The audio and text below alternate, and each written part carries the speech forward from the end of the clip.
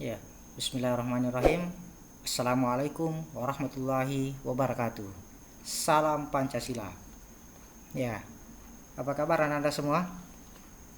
Ya, untuk Anda yang ada di kelas 10, kali ini kita akan melanjutkan materi kita yang ada di bab 4. Kali ini kita masuk pada submateri tentang kedudukan dan peran pemerintah pusat. Ya. Penyelenggara pemerintahan pusat dalam sistem ketatanegaraan di Indonesia adalah presiden dibantu oleh wakil presiden dan menteri negara. Ya.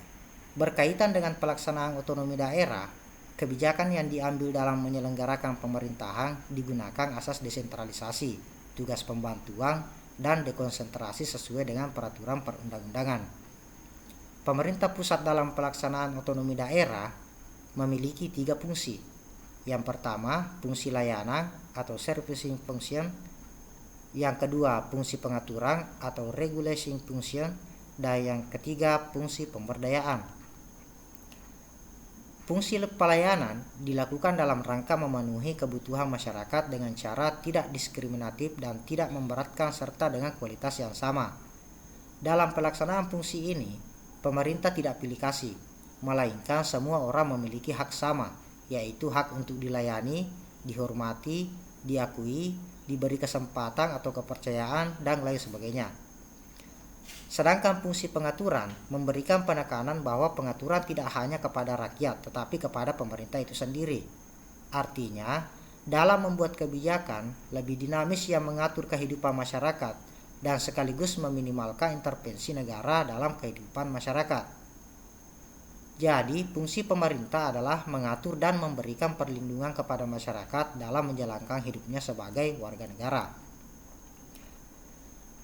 Sedangkan fungsi pemberdayaan dijalankan pemerintah dalam rangka pemberdayaan masyarakat.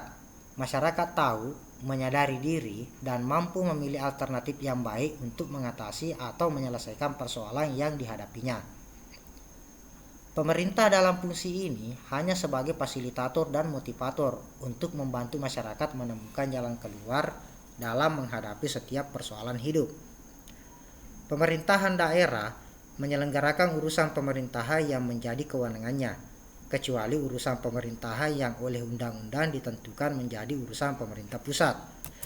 Urusan pemerintahan yang menjadi urusan pemerintah pusat meliputi politik luar negeri, pertahanan, keamanan, justisi, moneter dan fiskal nasional, agama, serta norma. Nah, selain kewenangan tersebut tadi, pemerintah pusat memiliki kewenangan lain sebagai berikut. Yang pertama, perencanaan nasional dan pengendalian pembangunan nasional secara makro. Yang kedua, dana perimbangan keuangan. Yang ketiga, sistem administrasi negara dan lembaga perekonomian negara. Yang keempat, pembinaan dan pemberdayaan sumber daya manusia. Dan yang kelima, pendayagunaan sumber daya alam dan pemberdayaan sumber daya strategis. Ada beberapa tujuan diberikannya kewenangan kepada pemerintah pusat dalam pelaksanaan otonomi daerah, meliputi tujuan umum sebagai berikut. Yang pertama, meningkatkan kesejahteraan rakyat. Yang kedua, memperhatikan pemerataan dan keadilan. Yang ketiga, menciptakan demokratisasi. Yang keempat, menghormati serta menghargai berbagai kearifan atau nilai-nilai lokal dan nasional. Yang kelima, memperhatikan potensi dan keanekaragaman bangsa, baik di tingkat lokal maupun tingkat nasional. Adapun tujuan khusus yang ingin dicapai dalam memberikan kewenangan kepada pemerintah pusat adalah sebagai berikut. Yang pertama, mempertahankan dan memelihara identitas dan integritas bangsa dan negara. Yang kedua, menjamin kualitas pelayanan umum setara bagi semua warga negara. Yang ketiga, menjamin efisiensi pelayanan umum karena jenis pelayanan umum tersebut berskala nasional.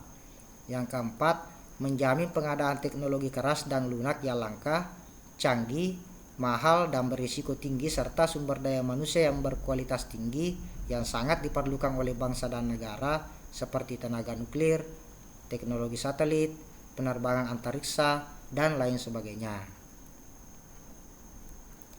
Ya, baik Ananda sekalian, demikianlah video pembelajaran kita kali ini. Ya, sampai ketemu di video selanjutnya.